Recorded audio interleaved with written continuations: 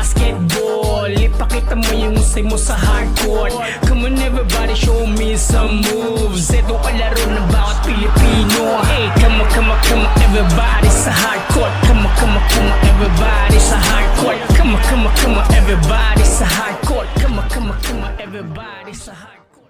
Yo, what up? Ito po muli ang inyong lingkod, Kalbong Bordado, para bigay sa inyo ng news and updates about basketball and different sports.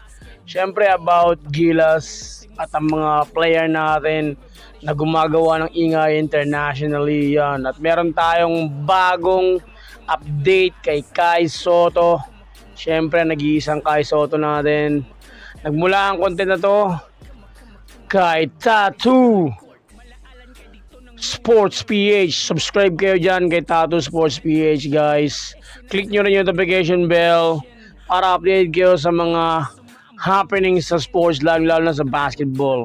At syempre kung di pa kayo nakasubscribe sa akin, subscribe na rin kayo, guys, kay Kalbong Bordado, ang yung reactionist na guwapo. Yun. Yeah, wala naman na tayong inaantay. Let's do this, mga kabokal. Yeah. Mga kaibigan, welcome back. Ito may mabilis na balita po ako sa inyo sa ating pambato na si Kai Sotto. Medyo nakakalungkot ha. Minimum 30 days po siyang mawawala o hindi makakapaglaro dito sa Hiroshima dahil nga po dito sa batas ng Japan B-League. Simulan natin dito mga kaibigan ha. Ngayong araw po, September 20. Japanese reporter to kung di ako nagkakamali ah. Ibig sabihin, pag halimbawang galing kayong ibang bansa, pumunta ka ng Japan, maglalaro ka ng basketball or kung ano mang sports, pero silang rules na ganun, no? 30 days kang siguro mag-observe ang kanila, ganun, ng government nila. Ang official date na inilabas na nga ng Japan B-League at ng Hiroshima Dragonflies ang details ng injury ng pambato natin. Pinasok na po ang pangalan ni Kai Sotto dito. So may injury si Kai, yung injury niya na hininda nung mga nakaraan nung naglaro sa NBA G League, 'di ba? Yung naglaro sa sa Orlando Magic, 'di ba? Nag-training siya, na injury siya doon eh. May injury na siya noon. Kumbaga lumabas lang lalo yung injury niya. Sa injury list ng Japan B-League. At ito yung bagay na dapat yung malaman. Kapag pumasok ka, dito o yung pangalan. Lumbar disc hernia, ano to? Herniation?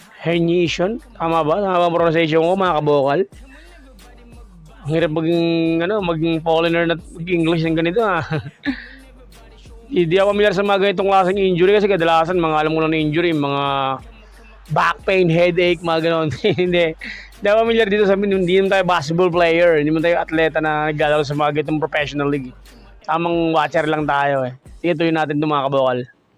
Nandito sa injury list na ito, dito sa mga nakasulat dyan, mga kaibigan basahin niyo po Players registered on the injury list will not be able to re-register for 30 days from the date of registration. Yan muna mga kaibigan. Ibig sabihin po nito, may 30 days po pala na no registration from the time na naipa-register siyang may injury. Meaning, okay, 30 days di pa siya pwedeng ipa-register ulit as yes, active player. So ibig sabihin mga kaibigan minimum 30 days hindi makakapag- pahinga siya ng isang buwan, parang ganun.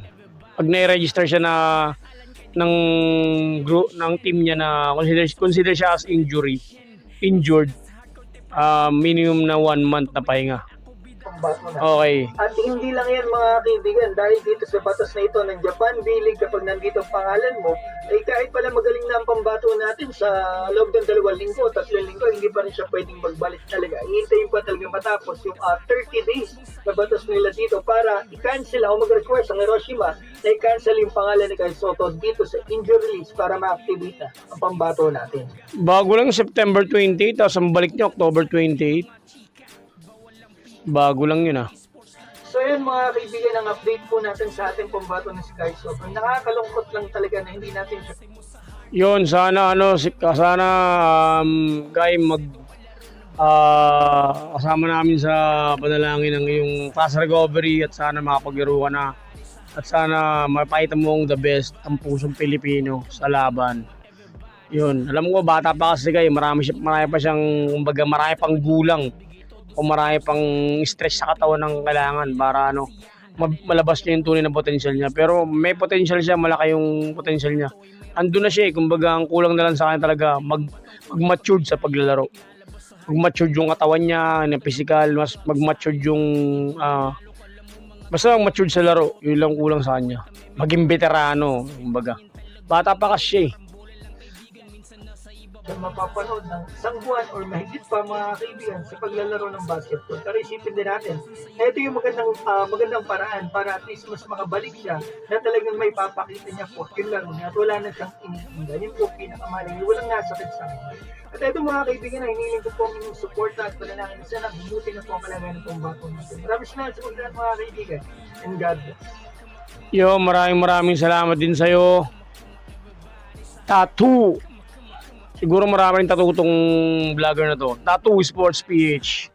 Salamat idol. Yon.